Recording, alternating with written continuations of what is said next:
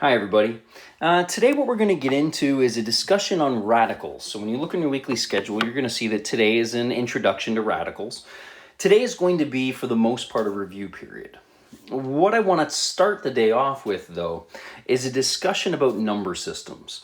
As we progress our way through our high school math, and even elementary math, there hasn't been a whole lot of discussion as to number systems. And so, we tend to work with different types of numbers, or different types of numbers arise, and we just tend to manage with it. But I think if we can maybe slow some stuff down a little bit and go back to something that I covered an awful lot when I was in high school, I think it might give us maybe a little more grounding in what we're about to get into. So, the first part that I'm going to say is, as we work through this number systems, it's merely meant to be an introduction. It's meant to give context. I don't think I would be taking down notes on anything. What I would say, though, is if you come across some information where you were like, wow, I didn't even know that. That was brand new to me. Then maybe you want to jot down something as a little bit of a reminder. I'm going to be very focused to let you know when I think you should absolutely get something down. Okay, let's jump in. What you'll see on the screen right now is probably like your biggest number sets. Now, I'm going to argue that we're going to add in a couple more. However, I think for the most part, this will likely be almost your introduction to numbers. Now, to start off at the top, I think the biggest thing for us to focus in on the top is the fact that we've got this real number system. Basically, what you've been working with your entire life would be the types of numbers that would fall under this huge umbrella of real numbers. Those are any numbers that can be represented by a decimal. Like if you want to almost think about it, it's any number that can assign a value to something you could count with. And so as you scan your way across those set of real numbers, you'll notice that I've actually put in some real numbers that have the same values. Like for instance, you take a look, and that first real number of 6/3, that's equal to 2, which is also equal to root 4. And so we can represent this same value in a number of different ways. So a value that's assigned to something can look different, but meanwhile having the same amount to it, the same magnitude. So that is our big umbrella. And then I want to kind of go back to when you guys were young, and we're going to kind of progress our way through how you guys were introduced to numbers. So the next set of numbers that you dealt with were your natural numbers. And you'll notice that they're often referred to as our counting numbers. That is, if I was to ask you to count, if you were to ask like a young toddler how to count, I think you're probably going to start off with 1, and then 2, and so on and so on. I don't think anyone's going to start off and go 0, then 1. And I definitely don't think we're going to have anybody who goes like 1, 1.1, 1.2, and so on. So if you ever want to think about it, your natural numbers are like the numbers that you would get if you counted naturally. So whole numbers, all positive, starting 1, hence all positive. We now start to work our way through to the whole number set, and really all we're doing is we're adding in that key value of 0. 0 is actually a pretty complex number. Like if you actually were to think about trying to teach a young toddler what 0 means, it can be very difficult. Like you count on fingers, well, you always have fingers. So how do you get back to 0 fingers? If it's notches, how do you erase those notches? 0 can be complex. The idea of nothing can be complex. But that's the next value that you're actually introduced to. Okay, let's keep it going with our number sets. Now you guys are working your way up. We're getting into grade 7 or so. And now is when we really start to focus in on that next big number set, integers. As you guys work your way through integers, we get introduced to positive and now negative values. And we were probably dealing with that, I don't know, on something like a thermometer. But you really get introduced to your number line now. The idea that all values are whole, but we can now have these negative values. Okay, if I was to backtrack just a little bit, because these sorts of numbers are introduced a little earlier, we happen to represent this idea of rational numbers, and you probably got introduced to rational numbers maybe starting around grade 4, where you really started to look at fractions of things, parts of things. What you see on the screen there is our technical definition for rational numbers, and you'll notice it looks very similar to rational expressions that we've already dealt with. Really, all we're thinking about then for rational numbers is we're dealing with fractions, or any number that can be written in the form of a fraction. So all of those whole numbers, all of those integers, are all rational numbers. So for instance, I can take my -3 and I could write it in the form -6 divided by 2. So I can write it in the form m over n, where m and n are integers and n does not equal 0. So whole numbers, fractions, all represent rational numbers. And now we get to this whole other set of values. And this is where we want to focus in on for the next few days. What we're going to talk about is this set of irrational numbers. And it's probably like the easiest definition to remember because it's just the opposite of rational. So if rational are numbers that can be written in a form, then irrational are numbers that cannot. Now, that doesn't necessarily make that definition more useful or more easy to apply. So what you see starred on the bottom, I think that's the key for us. That what we're talking about is if you were to go and change it into a decimal, that decimal is never, ever, ever going to end and is never going to repeat. And so for most of us, our first introduction to something irrational would be like pi. If I was to ask you, hey, do you guys know something that never, ever, ever ends and never, ever, ever repeats? My guess is I would have a number of you say, hey, wait a second, pi. Pi is an irrational number, or it's represented by one. Okay, that takes us through a number system, kind of introduction. Really all we're working with are some ugly numbers. We're going to start working with ugly numbers that never repeat, never terminate. So let's kind of jump into something a little different. As we work with irrational numbers, we might get something like, for instance, like the root of 5. Now, I want to walk through kind of your introduction to square roots, because my guess would be that you were really introduced to it back in grade 8. You started to work through dealing with some right triangles, and you were introduced to Pythagorean theorem. And so you learned your c squared equals a squared plus b squared. You were able to sub in your values of your sides. You got down to c squared equals 5. And then we had to work on, okay, well, let's introduce this operation called a root, and specifically a square root. And so you learned about your square root as the opposite operation of a square. So within that green equation, you would say, well, how do you get rid of your squared? We take our square root, and you would end up getting the square root of 5, of which you would then probably push buttons and calculate. That was your introduction to an irrational number. When you calculate the square root of 5, you are going to get a decimal that goes on forever and ever and ever, and never repeats. Okay, let's keep it going.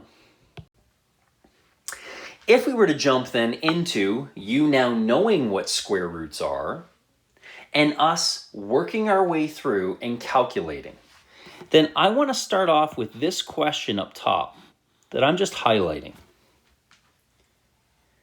That is, if I asked you or told you that the root of 144 was 12, or even if I asked you, hey, what is the square root of 144? And you told me 12.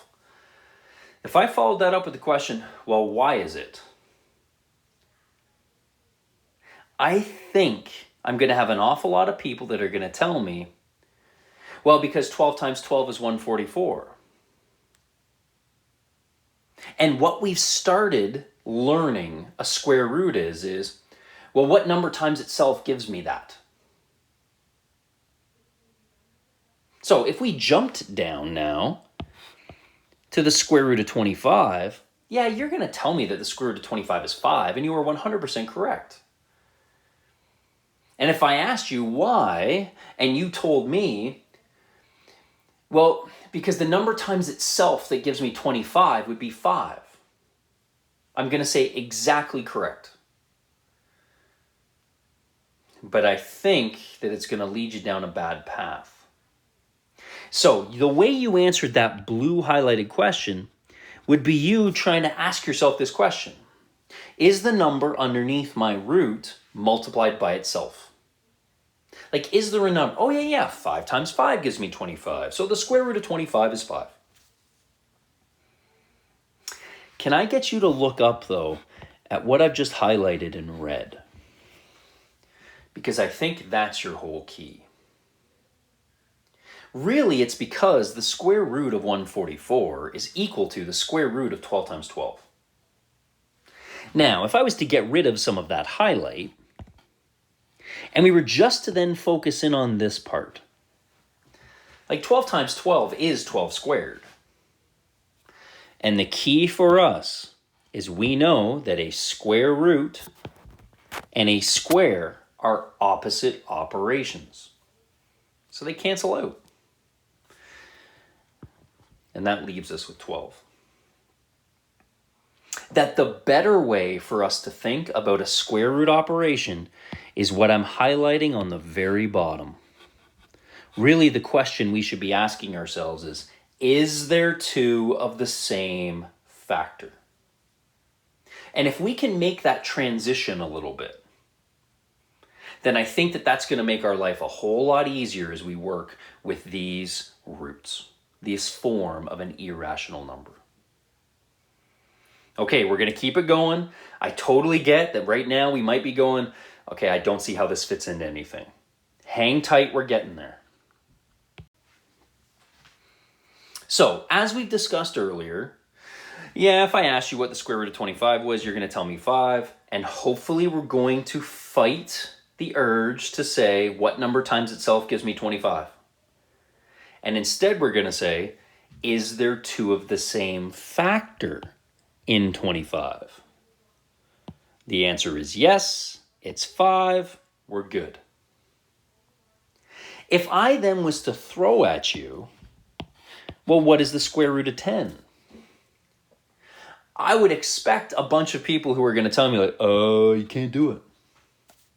Like, I could go and punch that into my calculator, and as soon as you punch it into your calculator, now, since we get a decimal that goes on forever and never repeats, then we're going to have to round that off. And as soon as we round it off, we're different now. It's a different value. It's wrong. That really, the square root of 10 can't be simplified further. So therefore, it is fully simplified. Now I come down and I ask you, well, what about the root of 12? And if when you look at the square root of 12, the question you ask yourself is, what number times itself gives me 12? Then I think we're going to struggle. And we're going to see this as you having to learn something special. Where instead, if we really hammer out, is there two of the same factor in there? Then that's our focus. So if I was to take 12 and I was to go through and factor it, well, 12 would be 3 times 2 times 2. That is me taking 12 and writing it in its prime factors. then we notice that we have 2 of the same factor. And we know that what a square root is actually looking for are the same factors.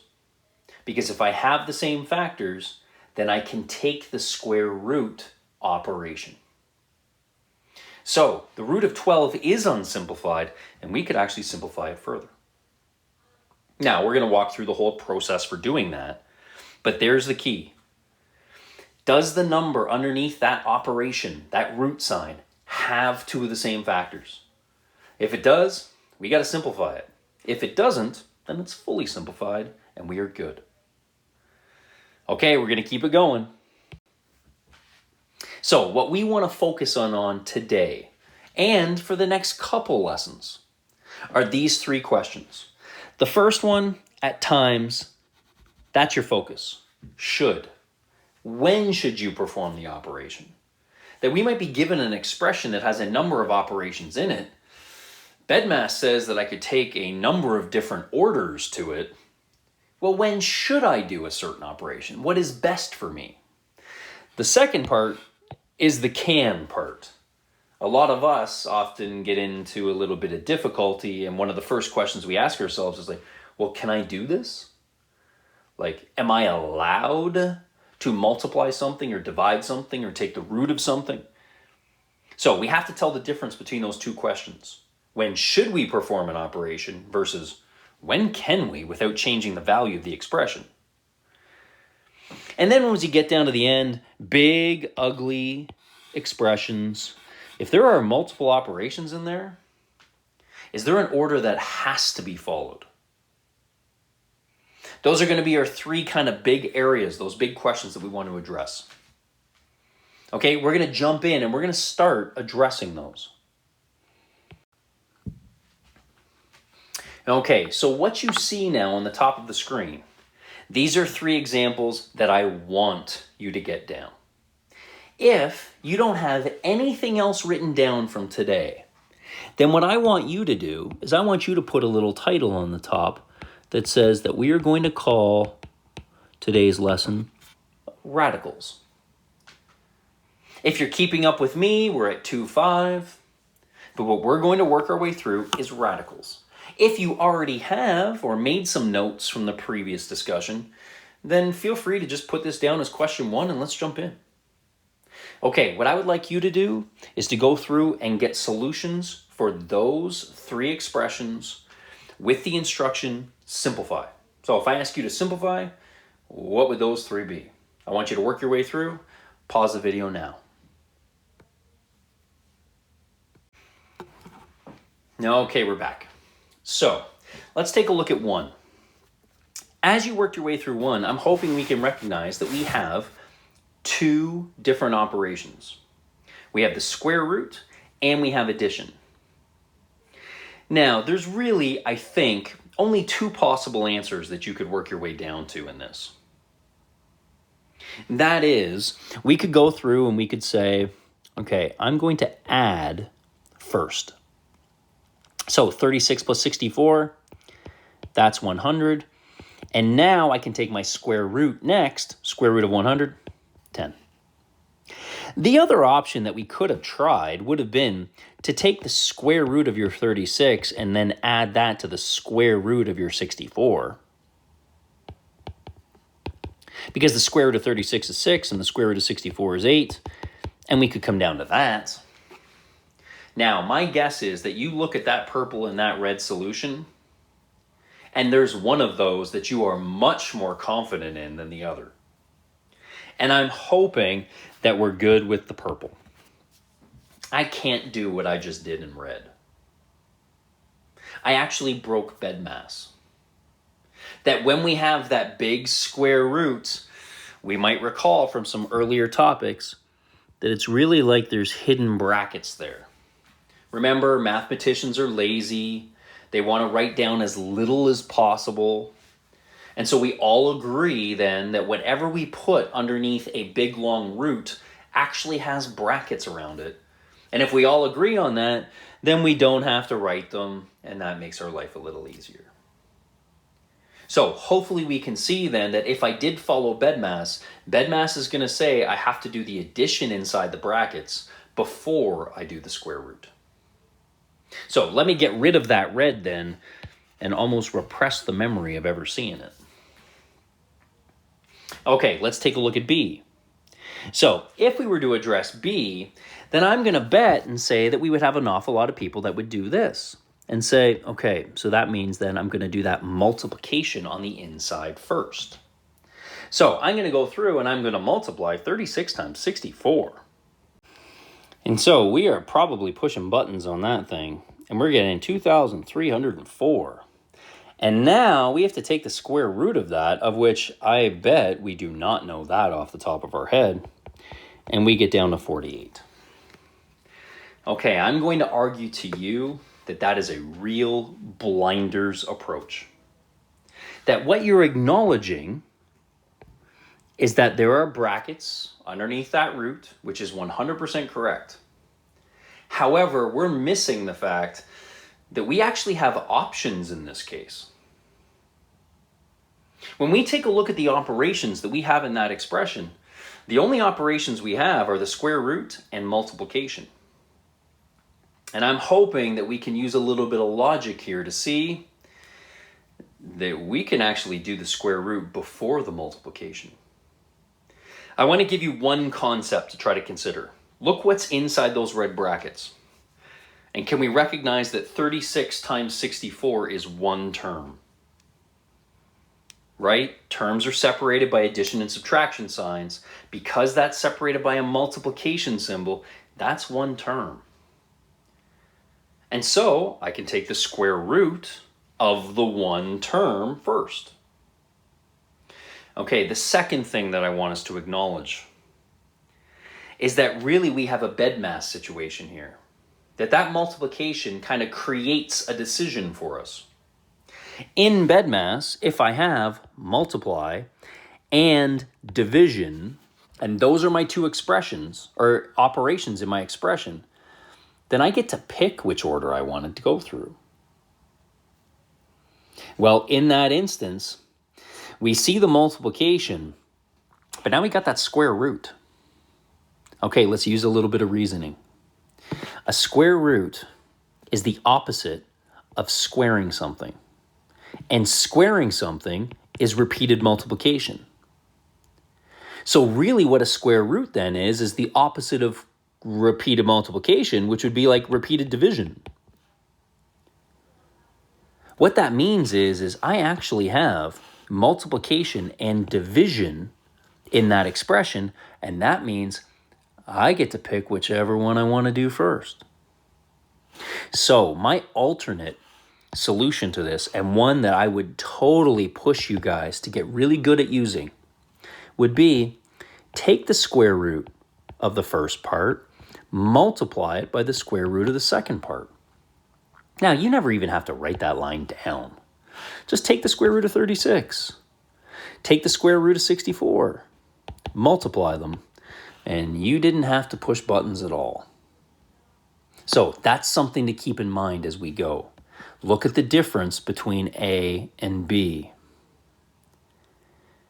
Recognize when can we choose the operation we want to do first versus when do we have to follow a specific order. Okay, let's take a look at C, and my guess is on C, we could probably go through two possible solutions to this pretty quickly. I would now hope that your most efficient method is that we recognize that we have division underneath that root sign. So that means that it's one term. So I can take the square root of its parts. Take the square root of the top, take the square root of the bottom. Now deal with the division, so reduce the fraction. We get down to 4/3. Nice. Of course, the alternate case would be deal with that division first.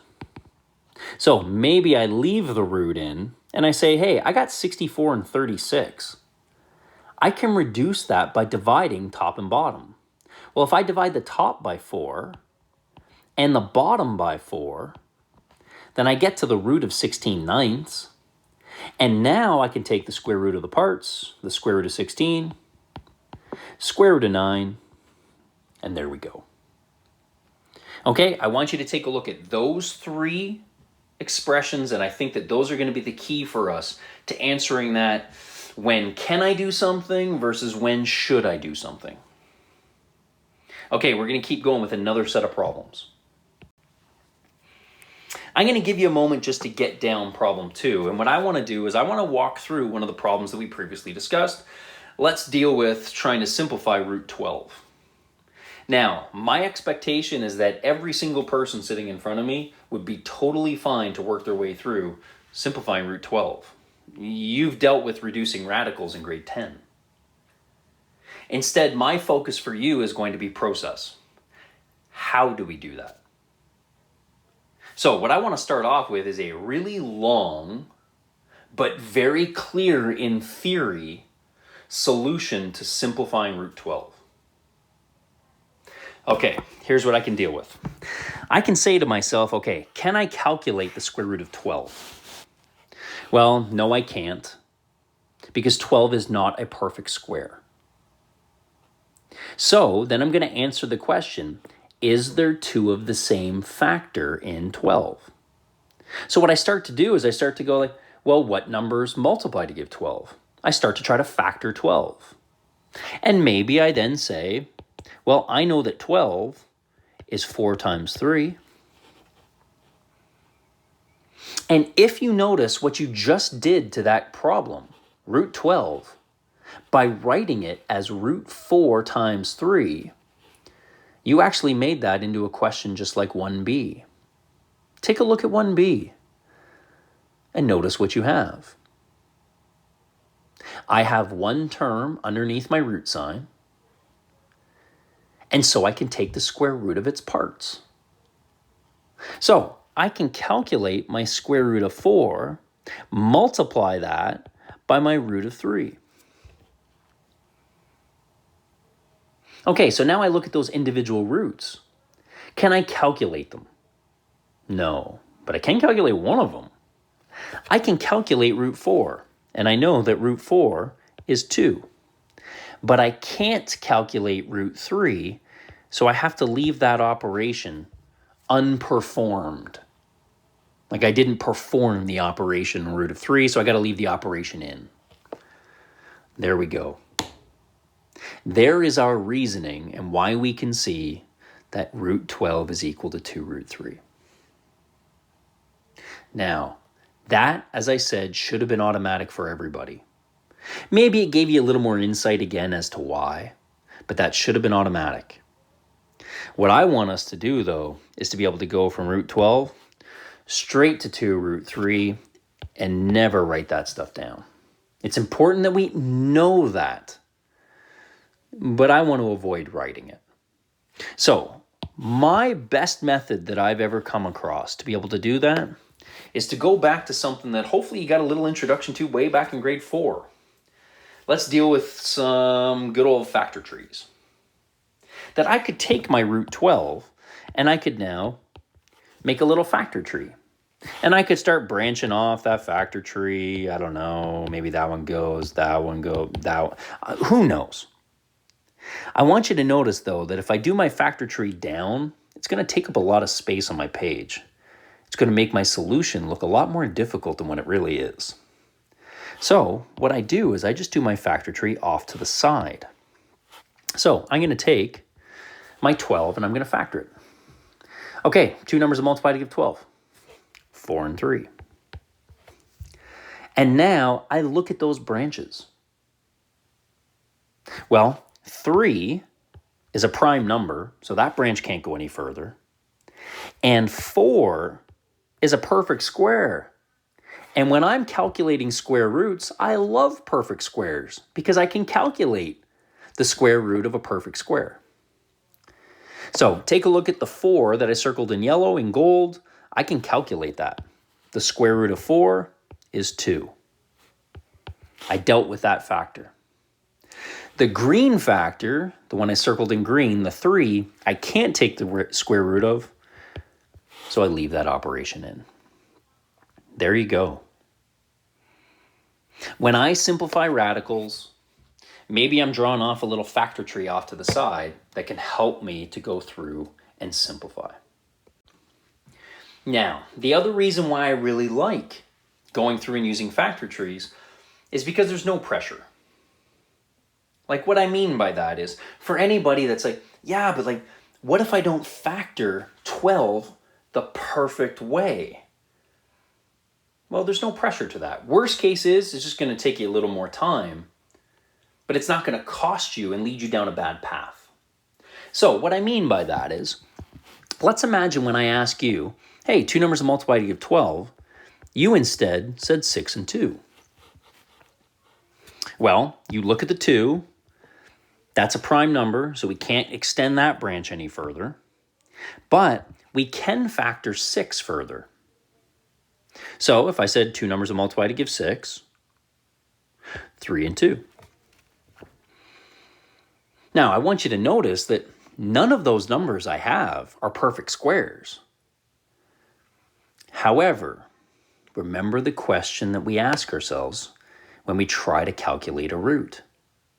Is there two of the same factor? Well, I have two of the same factor here.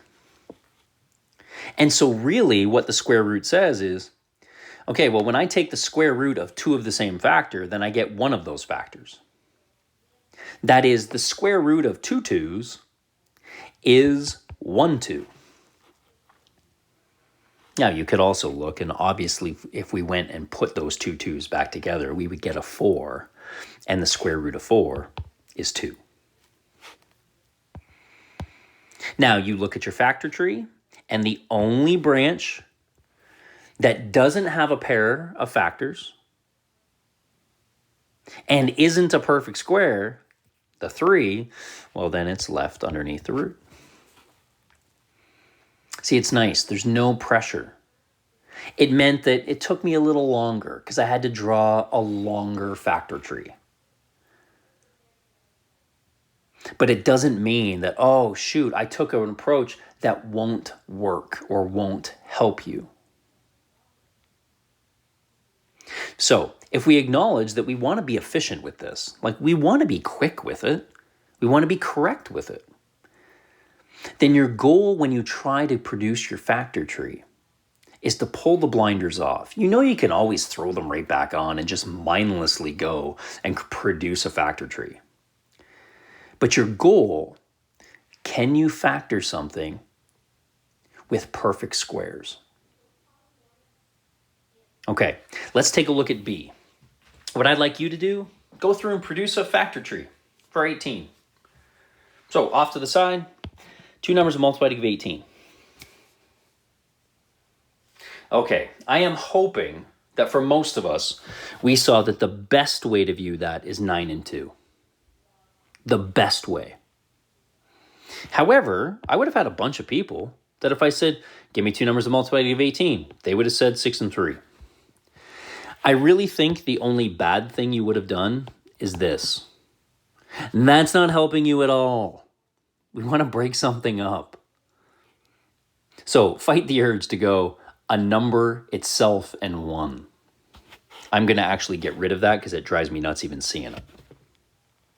So if I take a look, my red factor tree, that one I would have to factor a little further.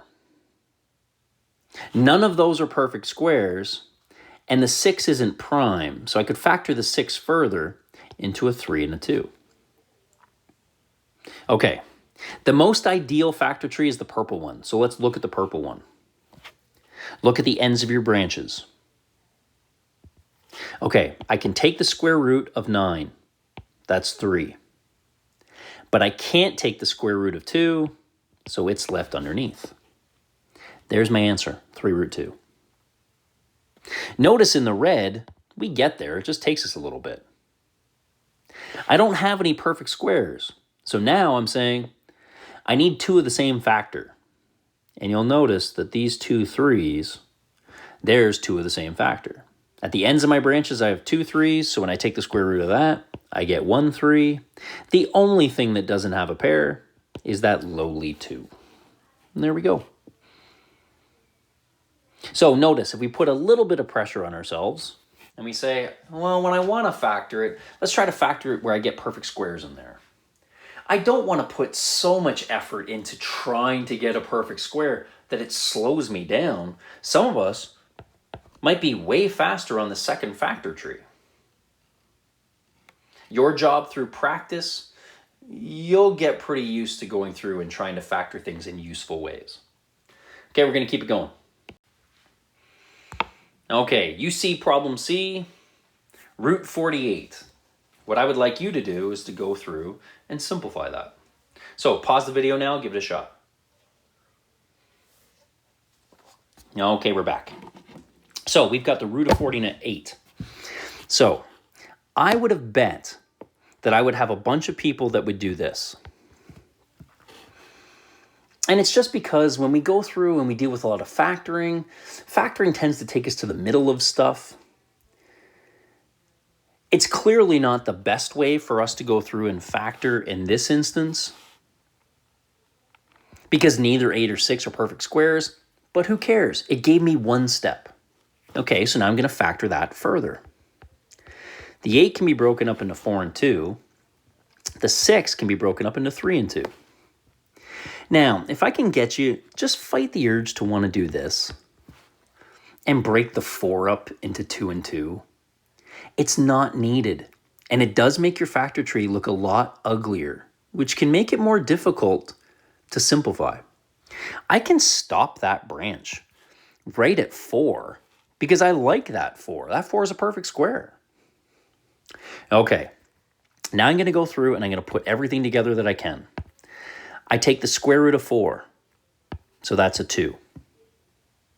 I also notice that I have 2 2's.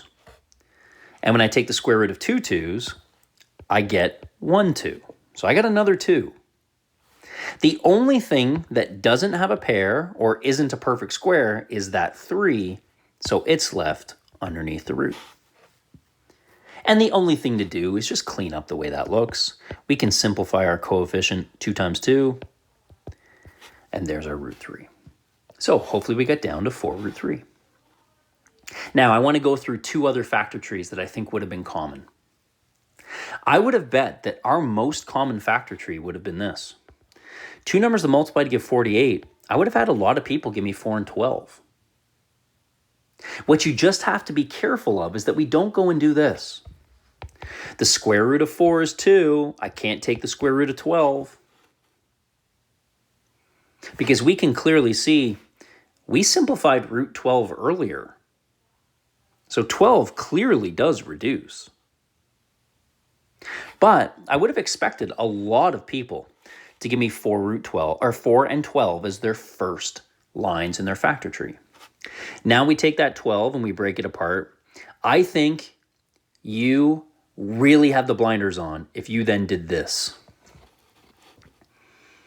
If you broke up 12 into 6 and 2, I want to shake you a little bit. Because if the whole point of trying to get this is to have same factors, then when we see 12, if we've already got a 4 in there, then why aren't we breaking that up into 4 and 3?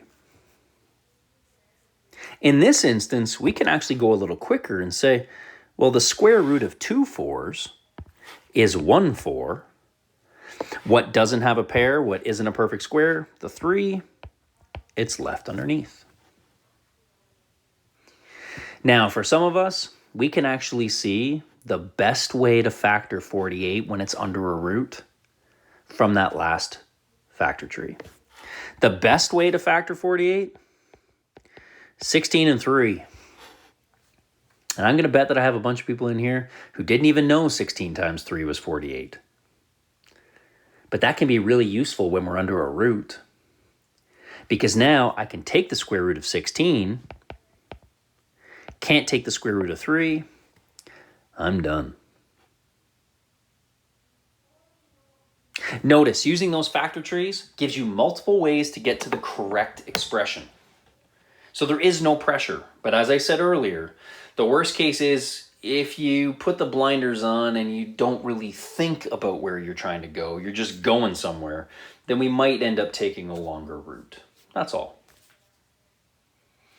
Okay, Take a look at D. We've got 2 root 20. I want you to go ahead and simplify that. So pause the video now. Okay, we're back. So I'm just going to put a little wavy line down the middle so we don't get that jammed with problem C. Really, the only adjustment for us is that we've got this coefficient of 2 out in front of that root. Well, it's not really a meaningful difference, so I hope that it didn't cause us too many problems. So we take a look at that root 20. I can't calculate root 20, so I'm going to try to factor it. Everybody should have factored that into 4 and 5. If you went 10 and 2, big time blinders. So hopefully we dealt with that, and now we can reduce our radical. We just can't forget about the 2 out in front. So I have the 2 out in front, and now I'm going to reduce that radical. So I can take the square root of 4, that's another 2, so I multiply it. I can't take the square root of 5, so I have my 5 underneath my root. Now, for anybody who looks at that and goes, hey, but why is that multiply? I want you to notice what I circle here. Root 20 reduces to 2 root 5. I have a coefficient of 2 on the root 20. That 2 and the root 20, I don't see an operation in between. And if I don't see an operation, that means multiply. So that's why we have our multiply in between. Okay, I really made that problem ugly with all those circles and arrows. Let's get rid of some of that stuff. The only thing to do, clean it up. 2 times 2 is 4, and there's your root 5. Now, if you ever needed to try to check your answer in a way, this one's going to be a little tougher to check because you now have the mixture of a coefficient and a radical. So how do we now go through and check? How would you have the ability to see if you were good? Well, really what we do is we go backwards. So can I get you to look back at problem C? And let's look at our red solution. If you ever had to confirm, okay, did I do this right? Well, really all I need to do is let's take the 4 and let's put it back underneath the root. Well, to get it out of the root means I take the square root. So therefore, to put it back under the root means I have to square it. So my check would be take the 3 that's underneath and now multiply that by 4 squared. So I'm taking the 3 underneath and I'm multiplying by 16. That's 48. I know I'm good. That ability to check can be useful. However, you're going to notice that in D, if I wanted to check that, I'm going to take my red answer and I'm going to put this in red. I would now have to take that 4 from out, and when I put it back underneath the root, it has to be squared.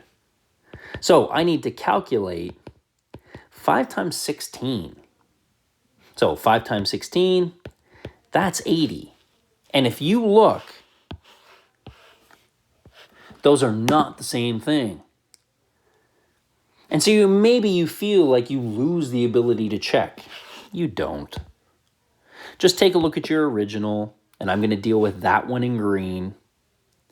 If I want to get rid of the 2 from out in front and put it underneath the root, then I have to do the opposite operation, which means I need to square it. So I'm calculating 20 times 4, root 80. They both look nice. Okay, you have the ability to take something out from underneath the root, but also to put something back underneath the root.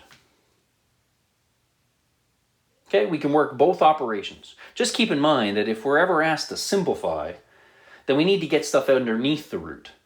Get it out. Perform the square root operation. Okay.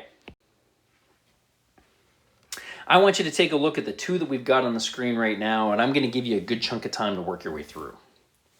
So I think E should be a little bit of a gauge for us. Can we go through and reduce a radical like E? That one's going to be your gauge. Do you understand what we're doing up to this point?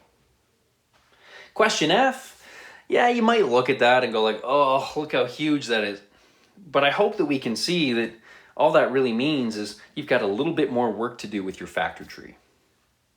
So I want you to go through and get a final simplified form on both E and F. Okay, pause the video now. Okay, we're back. So we could have a lot of different factor trees on 72. Like there are a lot of ways to break down 72. 72 is like 8 times 9. It's 18 times 4. It's 24 times 3. We got a lot of ways. I am hoping, though, that most of you said, hey, 72 is 36 times 2. And I love that because 36 is the biggest perfect square that I can find in there. And so for us to calculate that, we're going to take the square root of 36, which is 6, and multiply that by the 5. There's my 30. What doesn't have a square or a pair or isn't a square root? The 2, it's left underneath. So hopefully we got that thing simplified down to 30 root 2. Nice. Okay, for anybody who needs another moment, you work your way through F. Pause the video. Otherwise, I assume we're good, and we're going to start producing our factor tree. Okay, so I'm going to go through and, well, I see the number 8,640, and I really hope we didn't do this.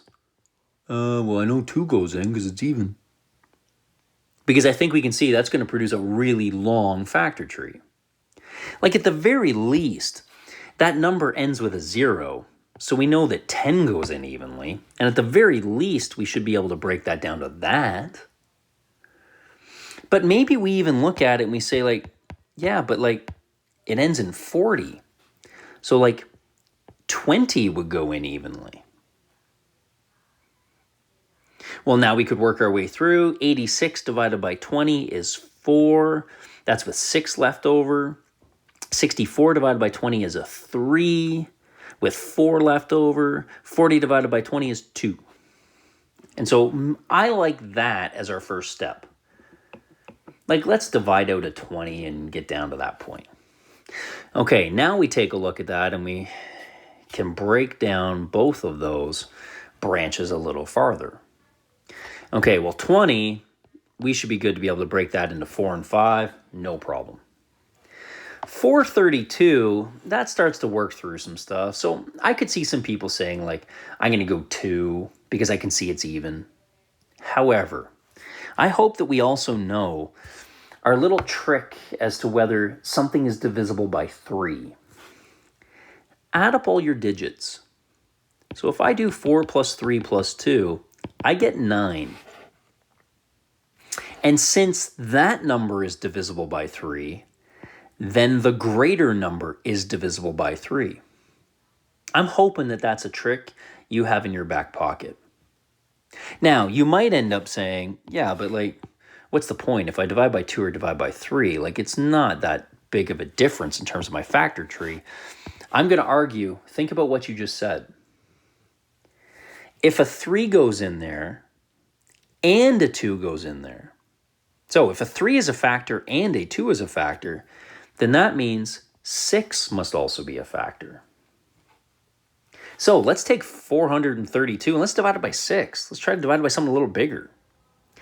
Okay, 43 divided by 6 is 7 with 1 left over. 12 divided by 6 is 2. Nice. And now I can factor that thing really quick. Hey, 72 we just did in the last problem. 36 and 2. Now, the only branch that isn't prime or isn't a perfect square is that 6, so I need to factor that further. And if you got down to that as your factor tree, I think you have a pretty efficient factor tree. So now the job is to go through and take the square roots of what you can. Okay, I'm going to circle everything that's a perfect square in gold. There's the end of one branch, the end of another branch. Both of those are perfect squares. So I'm going to calculate that. Okay, well, the first thing is I have my coefficient of 4. Now I can calculate my perfect squares. The square root of 4 is 2. The square root of 36 is 6. Okay, now I'm going to circle any prime numbers without pairs in blue. And I'm going to circle any prime numbers with pairs in purple. So you'll notice we can actually take one more square root. I have 2 2's in there. I can take the square root of those 2 2's and get 1 2. The only stuff that I can't take the square root of, I am going to put back underneath my root symbol. That is my 5 and my 3. So the only thing I have to do now is just clean everything up.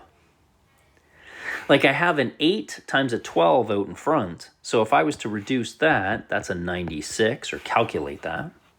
And then underneath my root, I have 15. There we go. Not too bad, hopefully. Nice.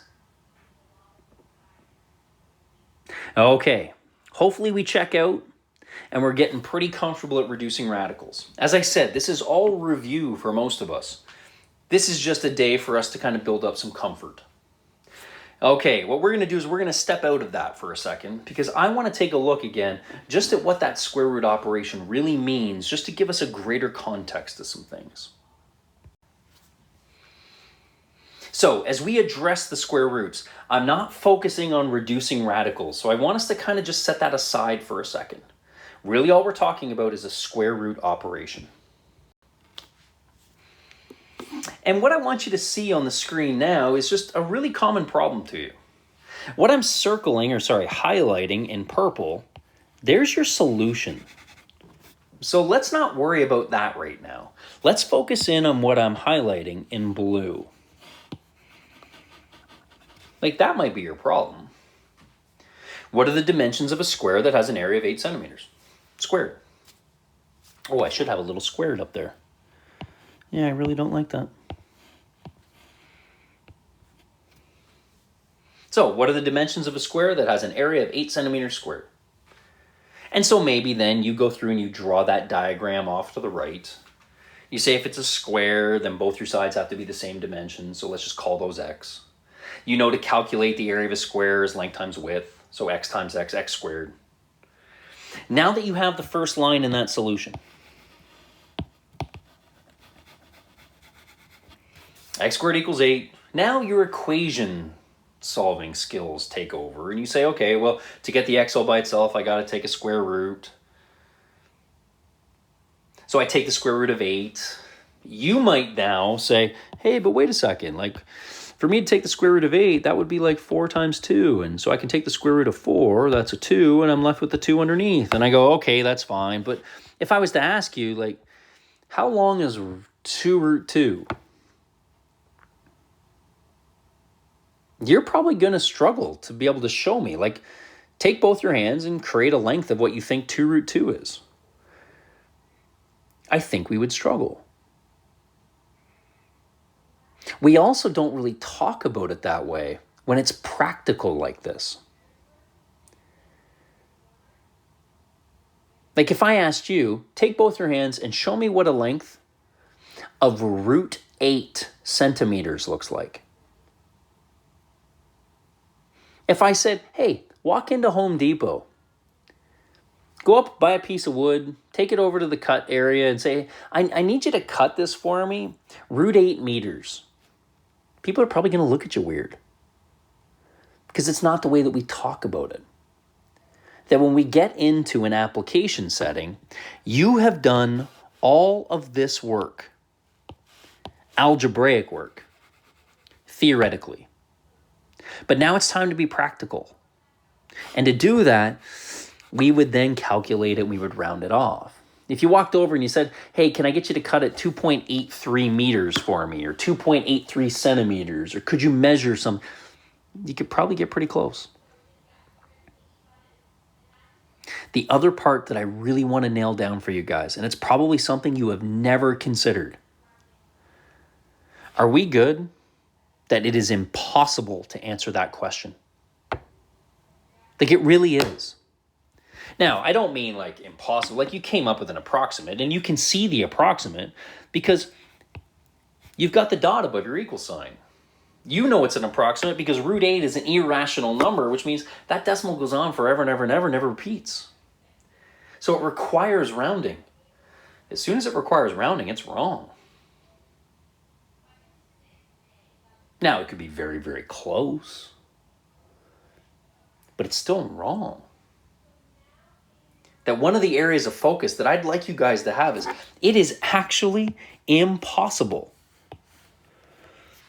to like walk into the wood shop and build a square with an area of 8 centimeters squared. Impossible. You can get very close, but you can't do it. And it's not just because you go, yeah, but like, I'm not that good as a woodworker, but if I got somebody else. No, it doesn't matter how skilled of a person it doesn't matter if a computer's doing it. It is impossible to make a square with an area of 8 units squared. Impossible. It's probably something we've never considered. We probably just always assume that, no, you can build like anything you want. Like somebody could build it. I just want you guys to think about that moving forward. Theoretically, we can do something, but maybe practically we actually can't. We can only get close. Okay, let's jump to another scenario. And you'll notice that all I did was just move into an extra dimension. Yeah, I did it again when I read that question. Oh, it's driving me nuts. How about what are the dimensions of a cube that has a volume of 8 centimeters cubed? Well, you guys could go through and do the exact same thing. You could draw your diagram, label each side x, because they all have to be the same. That forces you to build an equation. That equation for us is key. That represents the problem. There is your application. After that, it's just you using your equation skills. So you zero in on the exponent, and you say, well, how do I get rid of an exponent cubed? Well, I have to do the opposite operation. That means I need to do a cubed root. Well, now what a cubed root tells me to do is instead of a square root that says, is there 2 of the same factor, a cubed root means, is there 3 of the same factor? And so if we did our factor tree on 8,